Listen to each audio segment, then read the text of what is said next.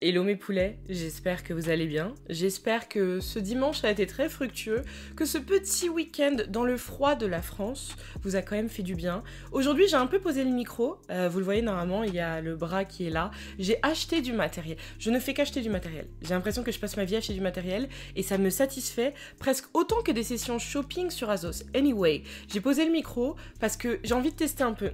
Vu qu'il y en a qui m'ont dit que j'ai un peu un côté flemmarde, je vais reprendre le terme, vous étiez que 5 et je le garde au fond de moi alors que vous êtes plus de 280 000 pour le reste. Bref, mais vu qu'on m'a dit ça, je voulais tester, voir ce que ça donnait. Si je le posais à nouveau le micro, est-ce que je me sentais à nouveau vengeresse, pleine de hate sur certains sujets et pimentée comme il faut? Vous me le direz dans les commentaires. Aujourd'hui on se retrouve, vous l'avez vu dans le titre, pour une nouvelle vidéo dans la série que j'ai créée, qui s'appelle La face cachée 2, où je vous parle justement de personnalités plutôt célèbres, parce que je pense que si on prend Coco Chanel, si on prend également Picasso, on est sur des personnes qui sont plutôt connues. On a aussi fait Peter Pan qui était génial, je vous invite à aller checker le reste de la playlist, mais aujourd'hui on est là pour parler de Gandhi. Potentiellement vous avez entendu parler du monsieur déjà, vous avez entendu parler de lui, ou bien vous avez lu des citations de lui. Vous savez, les gens ils aiment bien balancer des citations de Gandhi comme ça, un peu partout, parce que le monsieur était, et encore aujourd'hui, un symbole de paix et de non-violence, puis aussi de la libération de l'Inde, c'est pas rien. Mais comme beaucoup de personnes, et surtout, vous le savez, dans la face cachée 2, c'est ce que j'adore explorer, comme énormément de personnes, il y a justement un côté caché, parce que l'humain n'est jamais tout ce qu'il présente. Et donc aujourd'hui, le but, c'est qu'on parle de la réalité derrière le mythe. Et encore une fois, je vous invite à vous abonner à ma chaîne YouTube, à me rejoindre sur Instagram, vous avez tous mes réseaux sociaux qui sont toujours dans la barre d'infos, et si jamais vous avez du temps, si vous aimez le podcast, je vous invite à aller écouter Night Confessions sur toutes les plateformes. Je ne discrimine aucune plateforme. Mon podcast est disponible partout. Je suis là-bas 2 fois par semaine. 2 fois par semaine. Les lundis et les jeudis, ok. Et donc, on se donne aussi rendez-vous là-bas parce que je dis plein de choses qui sont hyper intéressantes de ce côté-là, je trouve. Et justement, parmi les choses intéressantes, qui va être bien, c'est que vous savez, il y a les fêtes qui approchent. Alors sur le podcast, justement, je vais préparer un petit calendrier de l'Avent. Ça peut être un épisode par jour pendant tout décembre. Attention, ça va être la dernière semaine avant Noël, d'accord? Parce que j'ai plein d'autres plateformes où je crée du contenu. Je ne fais pas rien du tout. Si vous me suivez sur TikTok, Instagram, YouTube ainsi que sur le podcast, vous savez que je suis partout, tout le temps. Anyway, maintenant calme-toi. Mais donc, la période de Noël, elle avance. Elle approche là tout doucement. Et ce qui va être bien justement à la table de Noël, c'est que vous pourrez parler à vos proches de ce que je vous ai appris aujourd'hui dans la face cachée par rapport à Gandhi. Vous pourrez un peu vous la raconter auprès de tonton Hubert, qui fait un peu trop l'intellectuel tout le temps, qui la ramène un peu trop, ou bien votre cousine, qui étant donné qu'elle est à Sciences Po, a l'impression de tout connaître. Vous allez pouvoir étaler de la culture G devant tout le monde. Et ça va être super intéressant. Mais aussi avec les fêtes de Noël, ce qui va être un peu relou, ça va être de chercher les cadeaux. Et je pense que je peux vous enlever une énorme épine du pied, étant donné que chez mes copains Typologie, en matière de beauté, ils ont prévu des coffrets de Noël absolument géniaux. Si vous connaissez pas encore Typologie, vous le savez très bien, c'est le Sancho de la veine. C'est une marque que j'utilise déjà en tant que cliente, genre depuis hyper longtemps. C'est aussi pour ça que j'en parle et que j'adore travailler avec eux. C'est parce que j'utilise la marque et j'ai dépensé beaucoup d'argent auprès de la marque avant toutefois d'avoir la chance, parce que c'est une chance de ouf, d'être contactée par eux.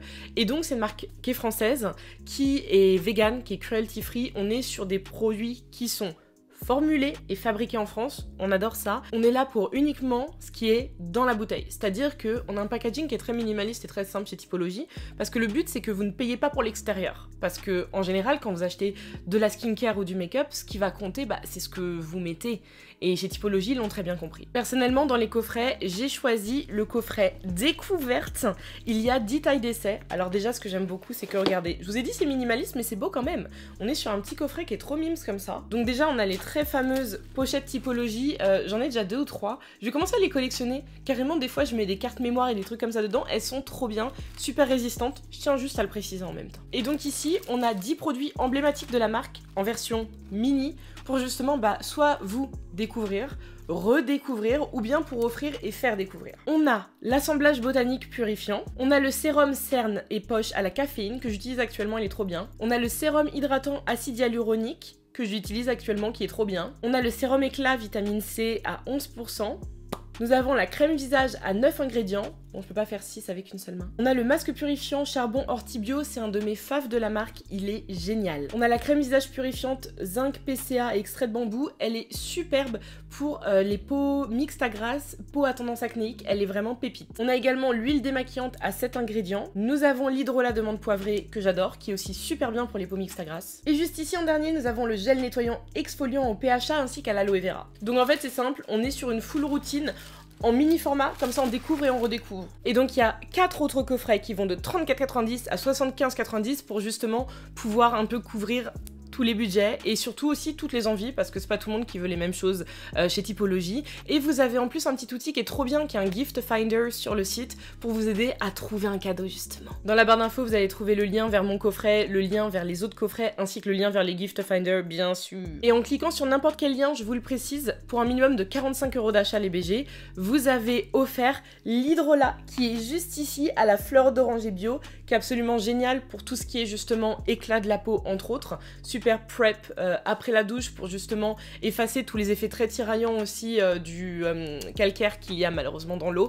Super bien, début de routine, super bien, pour rafraîchir la peau, super bien, enfin bref, pépite, minimum de 45 € d'achat en cliquant sur l'un des liens. Je vous fais un petit rappel à la fin de la vidéo, ne vous inquiétez pas. Dans un premier temps, par rapport à Monsieur Gandhi, on va s'intéresser à l'homme et le mythe. Mohandas Karamchand Gandhi voyait le jour en 1869, donc il y a très longtemps messieurs dames, dans une Inde qui était encore très majoritairement colonisée et occupée par le royaume britannique. L'homme que l'on connaît assez largement pour des valeurs de partage, de respect, de bienveillance, d'ouverture d'esprit, il a en fait grandi grâce à ces valeurs-là qui ont été inculquées par sa maman. Une maman très pieuse qui avait comme principe entre autres par exemple le fait d'être végétarienne, le fait de toujours tendre la main vers l'autre. Elle était, je vais juste le dire très simplement, à fond dans les actions sociales. Et c'est vraiment quelque chose qu'elle a inculqué à son fils dès le plus jeune âge. Il a grandi ainsi avec vraiment tout ça dans son éducation au jour le jour. Et c'est aussi pour ça que par la suite, dans ses actions, ainsi que dans ses prises de parole, dans ses écrits,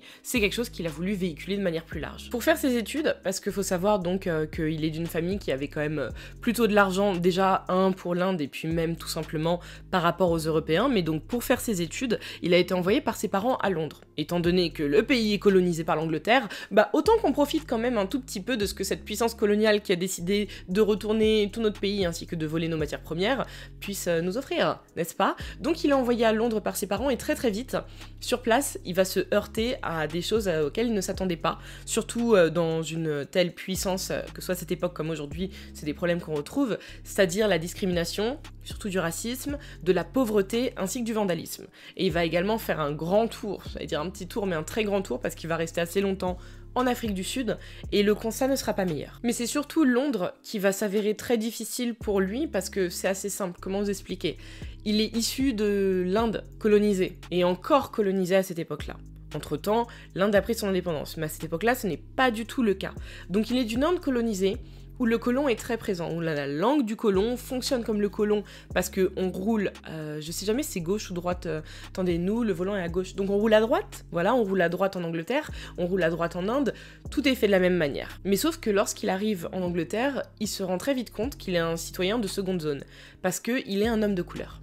Il est un jeune homme de couleur face aux blancs sur place. Donc dans tous les cas, il passera après eux. Ok, tu viens de la colonie, c'est super bien pour toi, mais ça change absolument rien à notre vie, t'es un homme de couleur. Et entre autres, c'est tout le manque de respect ainsi que le racisme qu'il a pu vivre qui ont commencé à le forger et à forger des idées et à vraiment ça a implanté une graine qui a très bien germé parce que c'est ce qui lui a donné envie de combattre l'impérialisme et de libérer l'Inde. Mais attention, parce que quand je vous dis combattre, on va penser à prendre les armes, on va penser à faire la révolution. Sauf que n'oubliez pas les valeurs qui ont été inculquées par maman. Parce qu'il a fait une promesse à sa maman, et ça c'est des choses qui sont importantes aussi à retenir. Il lui a fait une promesse une fois qu'il est parti du domicile familial pour aller faire ses études, c'est que jamais il va oublier comment il a été éduqué. Et par là, j'entends encore une fois, le respect de l'autre, la bienveillance, ainsi que prôner la paix. Donc oui, la graine avait germé et il voulait renverser l'impérialisme ainsi que libérer l'Inde, mais ça devait pas se faire dans le sang et la violence. Et donc de retour en Inde, c'est ce qu'il a commencé à faire, malgré les nombreuses arrestations et toutes les fois où il a pu être passé à tabac par des policiers comme par des opposants politiques. Parce que sur place, bien entendu, même au milieu des Indiens, parce qu'il y a des personnes qui étaient en place dans les administrations, ainsi que dans tous les groupuscules politiques, qui eux avaient tellement d'argent par l'impérialisme britannique que ça les gênait pas. C'est comme aujourd'hui quand je vous parle des présidents dictateurs en Afrique, je penserai entre autres au Cameroun, je vais me faire des ennemis tôt ou tard quand je vais essayer de juste passer un tout petit peu à Douala et à Kribi. Je sais qu'on va me bloquer à l'aéroport mais c'est pas grave, je dis ce que j'ai à dire. Mais donc des présidents dictateurs comme Paul Biya au Cameroun. Paul Biya, dites-vous bien, nous sommes en 2023, d'accord? Ok. Ma maman qui est née en 68, quand elle était au collège ou au lycée, Paul Biya a été élu président de la République et il l'est encore. C'est bon pour vous? Voilà. Donc quand je vous parle des présidents dictateurs en Afrique, en soi-même vous allez me dire, bah oui, c'est exactement la même chose dans l'idée où cette Inde colonisée, c'est des personnes qui sont nées là-bas, qui sont indiennes, mais qui veulent pas le bien de l'Inde, qui veulent leur propre bien, comme les présidents dictateurs en Afrique. Ils pensent à eux, à ce qu'ils peuvent se mettre dans les poches, avant toutefois de penser à leur peuple.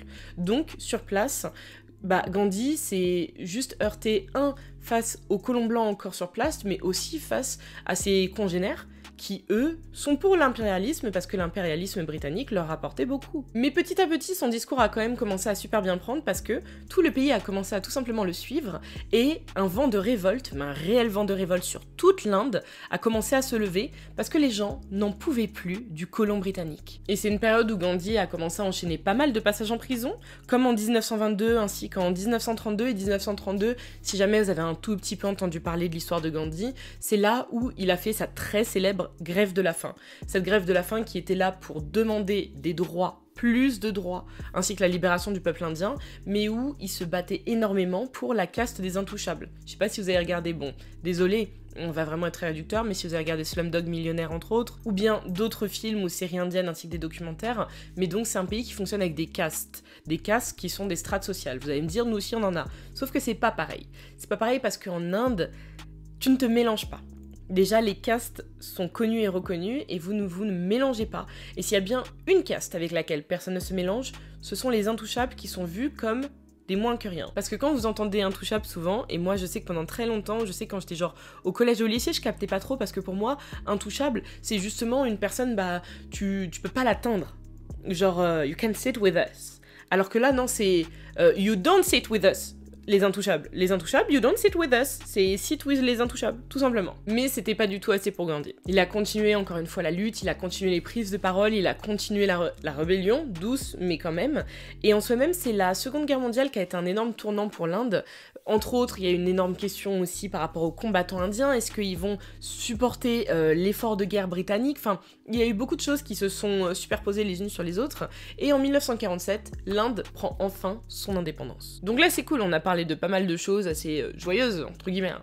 J'ai bien entre guillemets parce qu'on a parlé du combat, on a parlé du mythe derrière l'homme, on a parlé des choses positives, de ce que Gandhi a fait pour l'Inde, parce que vraiment, l'indépendance de l'Inde, il faut comprendre que c'est un combat mené par Gandhi. Et c'est pour ça que Gandhi est aussi respecté, c'est pour ça que son nom est autant publié et reconnu en fait. C'est parce que l'indépendance de l'Inde, il faut comprendre qu'elle a été portée comme un sac à dos par Gandhi. Mais si je vous dis par exemple, parce que maintenant on va passer au vrai Gandhi, si je vous dis que le pacifiste le plus connu de l'humanité a entre autres dit, et je cite bien en français, « Oui, ok, Hitler a tué 5 millions de juifs et que c'est le plus grand crime de l'histoire, mais pour lui, les juifs auraient dû se jeter du haut de falaise, par exemple, pour au moins provoquer de l'émotion auprès de la planète entière et des Allemands, parce que, je cite, dans tous les cas, ils sont morts par millions quand même. » Est-ce que là, on est dans une bonne ambiance ? Vous m'avez entendu ou pas? Et si je veux vous généraliser un peu, par exemple, la pensée de Gandhi par rapport à tous les conflits armés,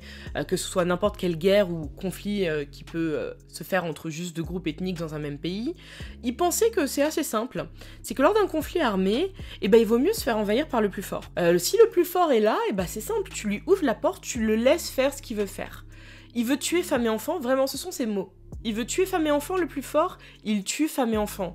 Il veut t'égorger, il t'égorge. Parce que pour lui, ça ne servait à rien de faire preuve de violence en retour. Lui, il a fait le choix de la violence, mais toi, tu ne dois pas le faire. Toi, tu dois rester non violent. Ne fais pas le choix de la violence, laisse-toi égorger par le plus fort. Vous vous rendez compte de la folie de la situation? Non, donc potentiellement, en fait, dans l'idée, pour lui, vraiment, sur la Shoah, il fallait qu'aucun juif ne résiste. Comme il l'a très bien dit, il fallait, selon lui, que les juifs, à ce moment-là, décident eux-mêmes de leur sort et de leur fin, pour au moins tenter d'apitoyer les gens, ou de créer une réaction chez qui que ce soit. Et si jamais il y a un conflit armé, on va penser à la Seconde Guerre mondiale, par exemple, justement, parce que c'est ce qui s'est produit juste avant la libération de l'Inde, il faut que tu te dises, bon... L'Allemagne, elle est forte quand même. Bah, on va la laisser. Hein, on va la laisser. On va la laisser parce que, vas-y, toute leur coalition, elle me fait peur, donc on va les laisser. On les laisse tout prendre, c'est bon. Et après, on verra bien ce qui se passe. Et puis, c'est comme ça. Puis, ils sont forts, on va s'acclimater, on va apprendre l'allemand. Ya ya ya. Vraiment, dans sa manière de penser, c'était ça. Parce que je trouve, à mon sens, que c'est un niveau d'absurdité sans pareil. Mais il en était à ce niveau d'absurdité pour suivre son principe de non-violence. Donc déjà, rien qu'avec ça, vous voyez un peu que chez le monsieur, il y avait des trucs qui tournaient pas très rond. J'en ai déjà parlé à plusieurs reprises sur mes réseaux sociaux. Je crois que c'est surtout en story Instagram ainsi que sur TikTok que j'avais un peu... toucher le truc, et vous avez peut-être vu passer sur des articles ou justement sur les réseaux des accusations de racisme à l'encontre de Gandhi. Peut-être que ça vous a surpris. Moi, je peux vous dire que les premières fois, ça m'avait totalement surprise. J'étais atterrée. Atterrée, bon. J'étais sur le cul, faut le dire, désolé, hein. Sorry, je parle français, je suis le ghost. Mais j'étais sur le cul parce que je me suis dit, bah attends, mais comment ça? Enfin, comment ça, le libérateur de l'Inde, et puis Gandhi, dans tous les cas, j'étais dans cette vision très stupide. Gandhi, c'est un racisé dans tous les cas, c'est un homme de couleur, donc comment ça raciste? Tenez-vous bien. Par exemple, comme je l'ai dit, il a vécu en Afrique du Sud, Gandhi. Il a fait vraiment un gros temps, c'était à Durban, si je vous dis pas de bêtises précisément. Et pendant qu'il était là-bas, il a publié plusieurs écrits. Ok, parmi lesquels, entre autres, il a dit que les Blancs qui sont en Afrique du Sud, donc les colons, qui sont encore les colons qui sont sur place, eh bien, malgré qu'ils aient des défauts, parce que bon, bah, ce sont des colons, ils méritent de dominer l'Afrique du Sud. Et ils méritent d'être là. À ça, vous pouvez aussi ajouter que dans d'autres écrits, Gandhi a dit que les Européens blancs sont beaucoup plus civilisés que les Africains. Je sais pas si c'est suffisant pour vous. Dans sa classification, parce que dans d'autres écrits, c'est réellement limite une classification que le mec nous fait, il a tenu à préciser que les Indiens sont mieux que, je cite, les sauvages qui se trouvent en Afrique. Il a vraiment fait une classification. Il y a plusieurs spécialistes qui ont fait des biographies sur Gandhi, qui ont étudié la question de Gandhi, et il semblerait même que dans certains écrits, il soit pas loin de comprendre un peu le délire de la race aryenne, en fait, de tout ce délire-là qui était dans la tête de Hitler, de la classification et de la hiérarchisation justement des groupes ethniques. Parce qu'entre autres, il disait que le mélange Gandhi, lui, entre Indiens et Noirs africains, c'est ça qui aidait à propager la peste dans le monde. Enfin, je sais pas si vous vous rendez compte, je vais pas vous dire qu'on marche sur la tête, on ne marche pas sur la tête parce qu'en fait c'était purement un raciste, on va arrêter, on va pas tourner autour du pot, hein. On peut aussi dire les termes parce qu'ils sont là. La langue française est très riche, mais des fois il faut dire les termes, et parmi les termes, Gandhi était un raciste. Il y a certaines personnes, parce qu'il y a pas mal de personnes aussi qui veulent préserver l'image très peace de Gandhi, hein, l'image très positive, et ça c'est ce qui se passe très souvent. Je vais vous faire d'autres la face cachée, vous allez être choqués, parce qu'il y en a plein, il y a des figures partout dans ce monde, hein. Un jour on fera celle sur Mère Teresa. Oui, parce qu'il y aura la face cachée de Mère Teresa. Oui, bien sûr. Il y a des figures de proue de plein de mouvements, de plein de types de philosophies qui sont mises en avant dans ce monde. Et derrière, en fait, ce sont des humains. Et un humain ne peut pas être parfait. Sauf qu'il y a une différence entre être parfait et être un gros raciste. Voilà, il y a vraiment deux poids, deux mesures, pardon. Mais du côté de Gandhi, il y en a pas mal qui essaient de laver son image et qui essaient de dire que oui, potentiellement, c'était les pensées quand il était encore un jeune homme qui avait la vingtaine. Je suis désolée, j'ai la vingtaine. Ou aussi que c'était les pensées qui sont la résultante d'un lavage de cerveau parce que l'impérialisme britannique, parce que le colon est là et puis depuis toujours tu peux entendre des choses et puis je sais pas quoi.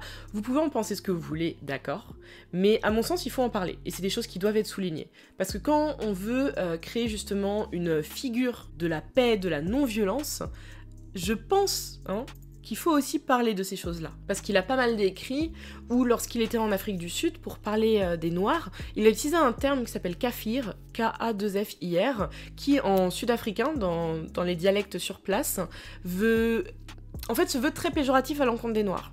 Donc c'est un peu comme si tu utilisais le N-word en anglais, ou en français aussi, bien sûr. Il l'a utilisé à plein de reprises. Il savait très bien, attention, il savait très bien quelle était la portée de ce mot. C'est ainsi qu'il parlait des Noirs. Donc imaginez de tomber sur des écrits d'une personne qui parle toujours des Noirs en disant les nègres, en fait. Tout simplement. Imaginez juste, parce qu'on est à cette hauteur-là. Si vous voulez le taper sur Google et le vérifier, tapez kafir et vous verrez. Si jamais je vous parle d'apartheid en Afrique du Sud, Je pense que je vous apprends rien hein, en vous parlant de ce qui s'est passé donc là-bas entre 1948 et 91 pour séparer les noirs et les blancs dans le pays. Mais si jamais je dois vous en apprendre, c'était donc une politique vraiment hautement discriminatoire, même raciste, qui visait vraiment à ce que les noirs restent en bas de l'échelle. C'est-à-dire que tous les lieux étaient séparés. Vous en avez entendu parler aux États-Unis aussi, tous les lieux étaient séparés. Mais c'est vraiment en Afrique du Sud que ça a pris sa racine. Ce qui est toujours très très drôle, hein, dans l'idée où l'Afrique du Sud est un pays habité par les Noirs, historiquement, et où le colon vient te dire comment tu dois fonctionner chez toi. Mais bon, c'est rigolo. Mais donc maintenant, donc soit vous savez ce qu'était l'apartheid, soit je vous ai éclairé. Vraiment, enfin, que je vous imagine ça, hein, très très simple. Il n'y avait pas les mêmes toilettes pour les personnes de couleur ainsi que les blancs, c'était vraiment ça. C'était pas écrit que black, c'était marqué colored people.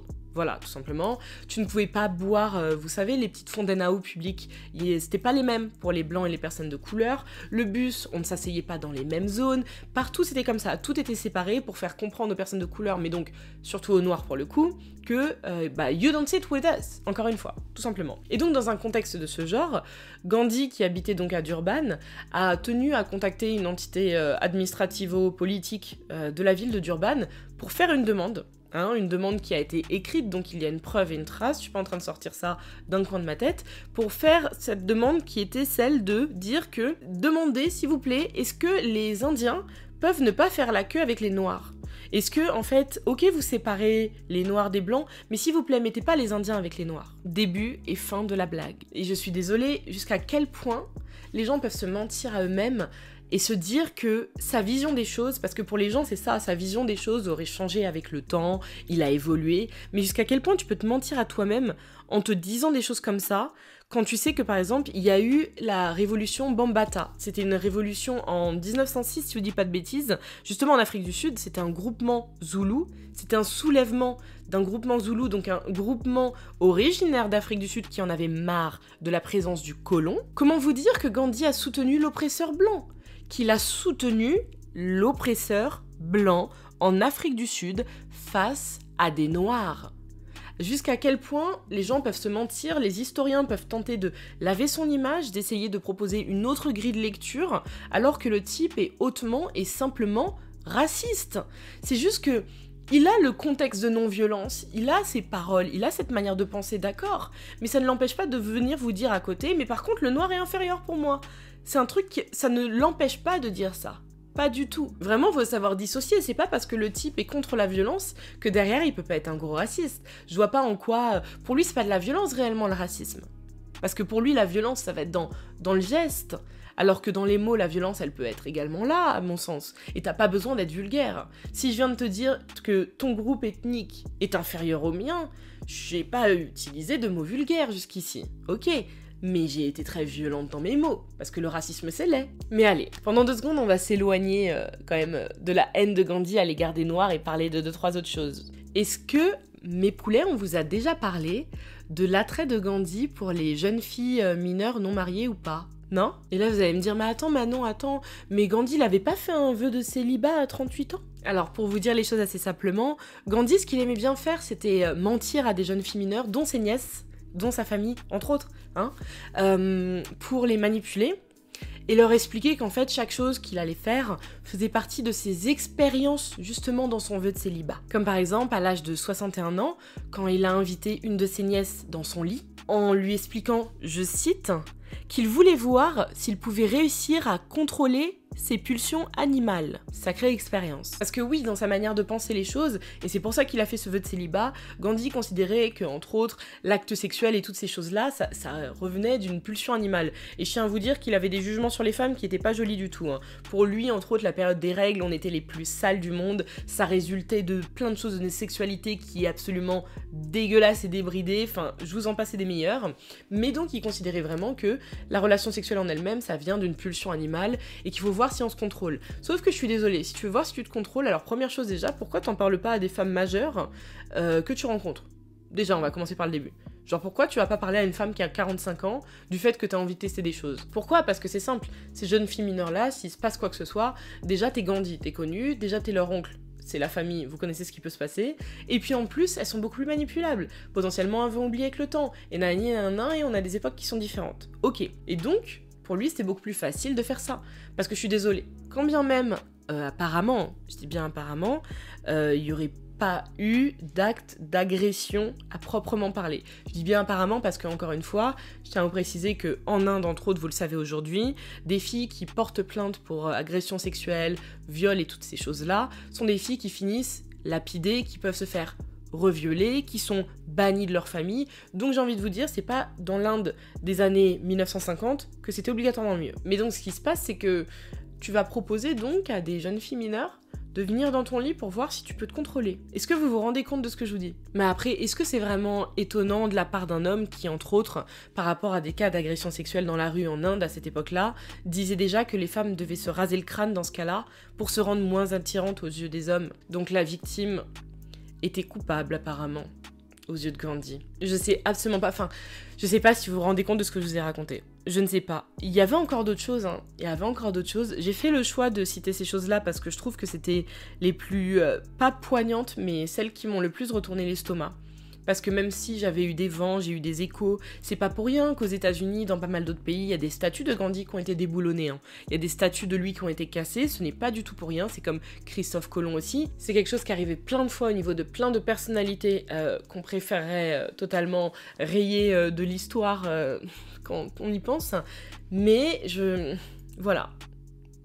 Maintenant, j'ai pas envie de dire vous savez tout parce qu'on n'était pas présent pour savoir encore plus, parce que ça se trouve il y avait encore plus de choses, ça se trouve il y a des termes encore plus horribles qui ont été dits sur place en Afrique du Sud, même à Londres quand il a croisé des Noirs en face, je n'en sais rien, je ne veux peut-être même pas savoir carrément, mais en tout cas vous en savez beaucoup maintenant. Et j'espère en tout cas que la vidéo également vous a plu, que vous en avez appris, n'hésitez pas à la commenter, n'hésitez pas encore une fois à faire un tour dans le reste de la playlist mes BG, parce que il y en a d'autres et j'en prépare encore d'autres, le but justement c'est de pouvoir balancer un peu des trucs intéressants, j'essaye au maximum, et si elle vous a plu, n'hésitez pas à vous abonner, parce que vous êtes une majorité, comme sur toutes les chaînes YouTube, vous êtes une majorité à regarder sans être abonné. Abonnez-vous.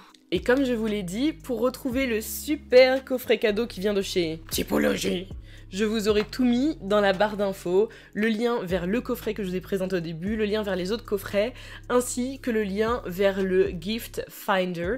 Et puis si vous avez des questions sur Typo, n'hésitez pas à venir me voir sur Insta, je suis la pro de typologie maintenant, je tiens à le dire. Et moi je vous dis à très bientôt, peace guys.